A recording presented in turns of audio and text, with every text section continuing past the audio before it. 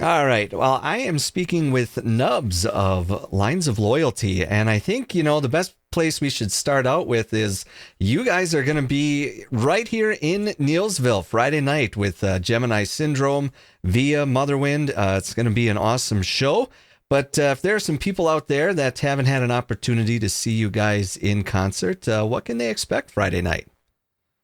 Well, I know that we're going to put on an awesome rock show, and we we have a lot of new things to announce that are coming out soon. I can't really say now, but there's some pretty awesome stuff in the works here. All right, excellent. So a nice little tease and incentive for people to come to the show on Friday. Oh yeah. All right, excellent. That sounds good. And now you guys have been doing a lot of touring, and you've got a lot of shows coming up here. Many of them right here in Wisconsin. How has that touring been going for you? Pretty great, actually. We got a couple tours coming up. One of them being with Eva Under Fire and Pop Evil, the summer tour for the Skeletons tour. We'll be doing that, which is pretty amazing. And then that starts July 23rd and goes on through August. And we'll be all over the place for that as well. We have shows in between the tour shows with Pop Evil, so we have other shows in between those, not just with Pop Evil as well, which are pretty great. It's all our whole schedule's on our Facebook and Instagram and website and all that stuff.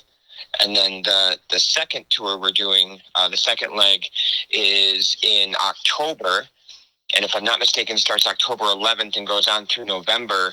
And that's with Static X, Seven Dust, and the band Dope. Nice. So, and us as well. So that would be pretty awesome. That's also a nationwide tour all around the whole U.S. and some great venues all around. Like, I believe some of them are the House of Blues in California, and there's some other ones, the Fillmore in Detroit, and just all over the board. It's really awesome to be a part of this and do all these things. And all right, yeah, that's awesome. And now I wanted to mention too, because this might be something that a lot of people may not know about, but you guys are right from Wisconsin, in Kenosha. Yeah. Can you talk a little bit about how you guys got your start? So it all started pretty much a group of guys, all met up through different ways, and we all met through music and kind of formed our band together, and here we are. Really, I mean, it's a pretty simple story. Right, the rest is history, as they say. Yeah, I mean, we've gone through different members throughout the years and stuff too, but we've just kept it together and been a strong three-piece and keeping it going and having a good time doing it. All right, cool, very cool. And what would you say are some of your biggest influences are as a band? I guess I would say a lot of our influences come from all over the board. It's anywhere between stuff from the 60s and 70s all the way to the 80s and then up to now, really, with a lot of the new modern music. I know that some of our bigger influences are like bands like Dayseeker and Slaves and stuff like that, and Rain City Drive. They're just more of a modern sound. They have a lot of different sequences and stuff and keyboards, with everything. And we've just been developing a pretty big sound over time. We have an album coming out this year, a full-length album, our first one, and it's got some really great stuff on it. All right, cool, very cool. And can you kind of talk about how it was putting that album together? I mean, obviously it was your first one. Did you run into a lot of challenges, or did you actually find that it flowed rather smoothly, or how did that go for you?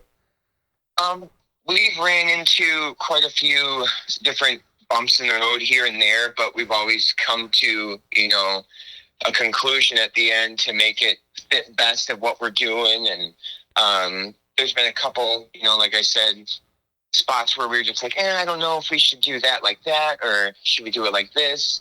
And the stuff that we came up with, a lot of it was helped out with our team and our label with C3 and B. and Ricky's big part of that. He's the owner of that, and he's helped us out a lot with that. And our producer as well, Chris Dawson at Aphotic Studios, and Jimmy Beatty. He's also a co-producer with some stuff, and we just have a great team that's worked together on finding our sound and finding our originality of how we want to be and how we want to go about things with our music.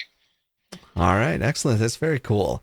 All right. Well, I think, I've taken up enough of your time here this afternoon, but if people want to learn more about you or hear some of the music that you've got out there, I assume that they can do that at all the usual places. Oh, yeah. Yep, definitely. We got Facebook, Instagram, TikTok, our website. Everything's linesofloyalty.com. Lines of Loyalty pretty much anywhere. You can find us all over all the social media platforms. We're on like iTunes, Apple, Spotify, everything that you can pretty much name, we're on.